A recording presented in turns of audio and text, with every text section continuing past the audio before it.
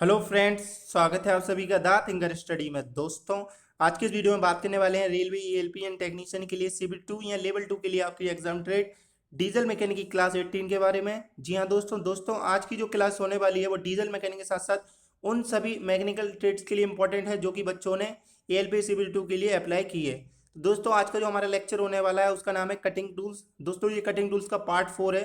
Part 1, part 2, part 3 है। यदि आपने अभी तक नहीं देखा है तो आई बटन पर आप क्लिक करके पूरी प्लेलिस्ट को वन बाय वन करके देख सकते हैं। तो चलिए स्टार्ट करते हैं बिना किसी देरी के। पहला दोस्तों, आज का जो टॉपिक होने वाला है, टूल्स होने वाला है, उसके बारे में दोस्तों वो है हमारा रीमर। दोस्तों, कल मैंने आपको 4 ऑपरेशन इसमें से बता दिए थे, काउंटर बोरिंग, ड्रिलिंग, बोरिंग और काउंटर सिंकिंग। यहाँ पर हमारे 2 ऑपरेशन बचे थे जिनका नाम था रीमिंग और टेपिंग।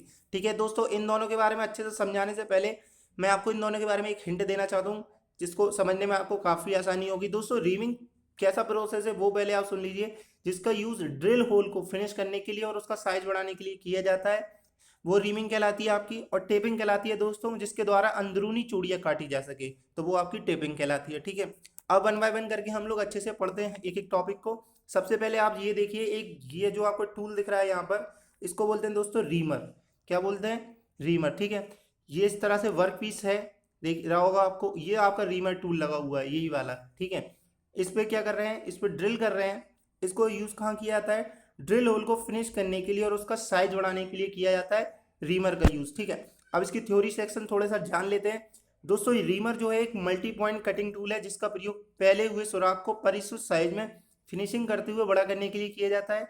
रीमिंग स्पीड अधिकतर डिलीट, जो आपकी ड्रिलिंग स्पीड होती है, डिलीट नहीं होगा दोस्तों यहाँ पे, ड्रिलिंग स्पीड की लगभग आधी रखी जाती है। जो रीमिंग स्पीड होती है, आपकी रीमिंग की चाल होती है, वो ड्रिलिंग की चाल से लगभग आधी रखी जाती है। ठीक है, जो रीमर टूल होता है उसको कार्बन टूल स्टील या हाई स्पीड स्टील से बनाया जाता है। ठीक है, रीमर आपके 2 प्रकार के होते हैं, हैंड रीमर और मशीन रीमर। ठीक है, हैंड रीमर का एक सिरा स्क्वायर होता है। ठीक है, स्क्वायर शेप का होता है एक सिरा, जिसका प्रयोग सुराख से 0.13 mm तक धातु को हटाने के लिए किया जाता है। ठीक है, मशीन रीमर का एक सिरा क्या होता है, सीधा या टेपर होता है। ठीक है, तो दोस्तों रीमर के बारे में आप लोगों को इतना याद रखना चाहिए क्योंकि बहुत इंपॉर्टेंट है रीमर भी आपका चैप्टर। ठीक है, नेक्स्ट दोस्तों जो आपका प्रोसेस आता है उसका नाम है दोस्तों लेपिंग। क्या नाम है? लेपिंग। लेपिंग क्या होता है दोस्तों? एक ऐसा ऑपरेशन है जिसका प्रयोग कहाँ किया जाता है? लेप और लेपिंग कंपाउंड की सहायता के साथ पार्ट्स पर अच्छी फिनिशिंग लाने के लिए किया जाता है। ठीक है, आपको दिख रहा होगा यहाँ पर, आपको क्या दिख रहा है? ये आपका वर्क पीस दिख रहा है, ये आपका वर्क पीस है, इस पर क्या हो रही है? लेपिंग हो रही है। ये आपके एब्रेसिव मटेरियल है। ठीक है, ये आपका वर्क पीस है, ये आपका व्हील का रोटेशन का इस तरफ दिखा रहा है, व्हील रोटेट इस तरफ कर रहा है आपका। ठीक है, ये आपके बैकअप व्हील्स हैं। ठीक है, और ये क्या है? रिटेनिंग ट्रूनिंग रिंग है। ठीक है, अब इसके बारे में थोड़ा थ्योरी से मैं आपको समझाऊंगा तो ज़्यादा अच्छे से आपको और अच्छे से क्लियर हो जाएगा। तो आप लोग यहाँ पर इमेज दिमाग में सेट कर लीजिएगा। और लेपिंग क्या होती है दोस्तों? ये एक ऐसा ऑपरेशन है जिसका उपयोग लेप और लेपिंग कंपाउंड की सहायता के साथ पार्ट्स पर अच्छी फिनिश लाने के लिए किया जाता है। किसका? लेपिंग का। ठीक है दोस्तों, लेप फ्लैट या गोल किसी भी आकार का धातु का टुकड़ा है जो कि फिनिश किए जाने वाले वर्कपीस से क्या होता है? सॉफ्ट होता है। जो आपका लेप होता है ना, वो जिस पे आप फिनिशिंग कर रहे हैं वर्कपीस पे, उससे क्या होता है? सॉफ्ट मटेरियल का होता है। ठीक है, लेप को दोस्तों एब्रेसिव ग्रेन्स के साथ चार्ज किया जाता है और कार के साथ संपर्क में लाया जाता है। वहां पर आपने देखा था एब्रेसिव डला था जिसमें क्या होता है, उसके साथ क्या गया था? लेप को चार्ज किया जाता है और कार के साथ संपर्क में लाया जाता है। ठीक है दोस्तों, अगला पॉइंट आता है कि कार के साथ संपर्क में लाने और सरफेस पर उसकी संबंधित मूवमेंट के कारण सरफेस पर फिनिशिंग लाई जाती है। लेपिंग उसी को प्रोसेस को बोलते हैं। ठीक है, लेप का दोस्तों जो मटेरियल होता है वो आपका cast iron, soft steel, brass, copper और लेड से बनाए जाते हैं आपके लेपिंग मटेरियल। ठीक है, इतना सा आपको याद रखना है लेपिंग के बारे में। नेक्स्ट जो आपका ऑपरेशन आता है उसका नाम है हॉर्निंग। हॉर्निंग क्या है दोस्तों? एक फाइनल फिनिशिंग ऑपरेशन है। यह ऑपरेशन एक मशीन पर किया जाता है जिसे हॉर्निंग मशीन कहते हैं। जैसे कि आपको दिख रही होगी हॉर्निंग मशीन, आपको दिख रही है, ये क्या होती है? ये इसका रोटेटिंग मोशन है। ऊपर वाला पार्ट आपका ड्राइवर कहलाता है, ये इसके यूनिवर्सल जॉइंट कहलाते हैं। और ये रेसिप्रोकेटिंग मोशन करता है, यानी प्रत्यागामी गति करता है। ठीक है, और ये जो आपको दिख रहे हैं ये है बॉन्डेड एब्रेसिव स्टिक्स। ठीक है, अब इसके बारे में थोड़ा सा मैं थ्योरी के बारे में आपको बताऊंगा तो आपको और अच्छे से क्लियर हो जाएगा। इमेज को आपको माइंड में रखना है। ठीक है, दोस्तों इसका थ्योरी सेक्शन क्या है, एक एक पॉइंट अच्छे से जानिएगा। ये एक दोस्तों फाइनल फिनिशिंग का एक ऑपरेशन है। ये ऑपरेशन एक मशीन पर किया जाता है जिसे क्या कहते हैं? हॉर्निंग मशीन कहते हैं। ठीक है, इंटरनल सिलेंड्रिकल जो सतह रहती हैं, सरफेस रहती हैं, उसके लिए अधिकतर होनिंग ऑपरेशन को क्या दी जाती है? वरीयता दी जाती है या प्रधानता दी जाती है। ठीक है, अब दोस्तों होनिंग का प्रयोग क्यों किया जाता है?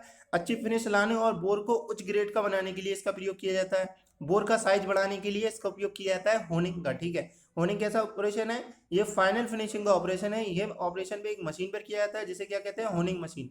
इंटरनल सिलेंडर और सरफेसों के लिए होनिंग ऑपरेशन क्या दी जाती है? वरीयता दी जाती है। ठीक है दोस्तों, परंतु एक्सटर्नल सरफेसों में भी क्या कह सकते हैं? होनिंग की जा सकती है, लेकिन जो अधिकतर इंटरनल सरफेस रहती है उनके लिए आपको प्रधानता दी जाती है होनिंग ऑपरेशन के लिए। ठीक है, तो आपको होनिंग ऑपरेशन भी आई थिंक क्लियर हो गया होगा। ठीक है दोस्तों, नेक्स्ट दोस्तों जो आपका टूल आता है उसका नाम है दोस्तों टेप।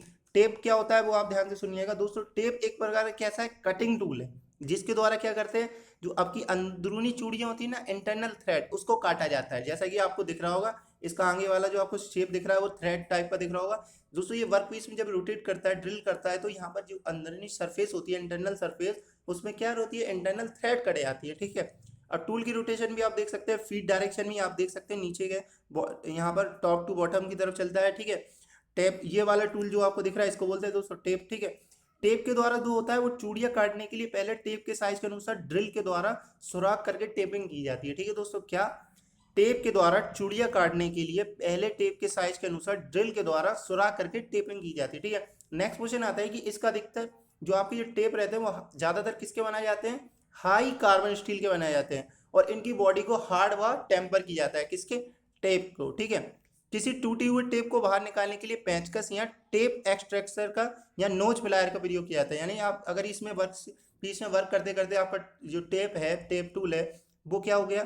टूट गया है, तो उसको निकालने के लिए पेंचकस या नोच प्लायर का यूज कर सकते हैं। ठीक है दोस्तों, टेपिंग होल टेप के कोर डायमीटर के बराबर होना चाहिए। जो टेपिंग होल होता है वो टेप के कोर डायमीटर के कैसा होना चाहिए? बराबर होना चाहिए। ठीक है, होल का साइज टैप ड्रिल के साइज की अपेक्षा थोड़ा कम होने से थ्रेड की क्रैस्ट पूरी तरह से आकार में नहीं बनती है। ठीक है, इतना आपको याद रखना है टेप के बारे में। टेप पर कोर्स थ्रेड होने की वजह से टेपिंग के दौरान टेप क्या होता है? टूट जाता है। कोर्स मतलब यहाँ पर थोड़ा सा रफ सरफेस रहती है। टेप पर कोर्स थ्रेड होने की वजह से क्या होता है? टेपिंग के दौरान टेप आपकी टूट जाती है। ठीक है दोस्तों, अब लुब्रिकेंट कौन कौन से यूज किए जाते हैं?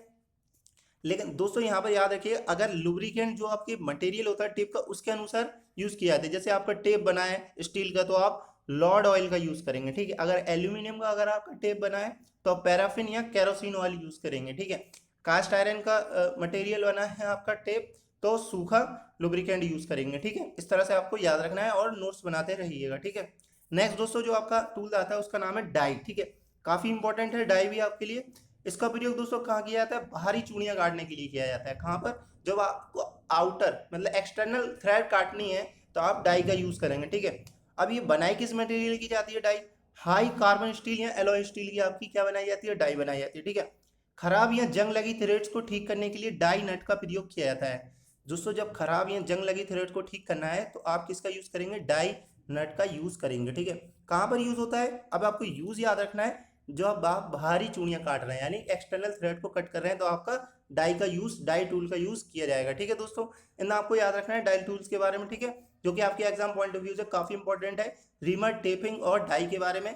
लेपिंग और होनिंग भी मैंने आपको बता दिया। अगर एग्जामिनर उसका कोई दिमाग का पता नहीं है कैसा क्वेश्चन बना दे, तो लेपिंग और होनिंग के बारे में भी पता होना चाहिए। ठीक है, सारे ऑपरेशन के बारे में। तो दोस्तों यहाँ पर हमारा कटिंग टूल्स का पूरा चैप्टर, पूरे जितने भी टॉपिक्स थे वो कंप्लीट हो चुके हैं। अब नेक्स्ट लेक्चर में दोस्तों हम लोग जो आपका जो पहले आपका जो हमने टॉपिक कराया था हैंड टूल्स, उसके ऑब्जेक्टिव क्वेश्चन करेंगे। उसके तुरंत बाद ही आपकी जो नेक्स्ट क्लासेस आएगी उसमें हम लोग कटिंग टूल्स के ऑब्जेक्टिव क्वेश्चन करेंगे, जो कि आपके रेलवे के एग्जाम के पॉइंट ऑफ व्यू से काफी टेंट हैं। तो दोस्तों वीडियो को जरूर लाइक कर दीजिए और वीडियो को शेयर कर दीजिए, ताकि उन लोगों को इस चीज़ का बेनिफिट मिल सके जो कि इस चीज़ की प्रिपरेशन कर रहे हैं रेलवे LVCB2 के लिए, डीजल मैकेनिक क्लास के लिए। तो उन लोगों को जरूर शेयर कर दीजिए, वीडियो को लाइक जरूर करिएगा, चैनल को जरूर सब्सक्राइब कर दीजिए और सब्सक्राइब करने के बाद इस बेल आइकन को जरूर दबा दें, ताकि आपको रोजाना GK और वैकेंसी से रिलेटेड अपडेट ऐसे ही मिलते रहे। तब तक के लिए थैंक यू दोस्तों, जय हिंद।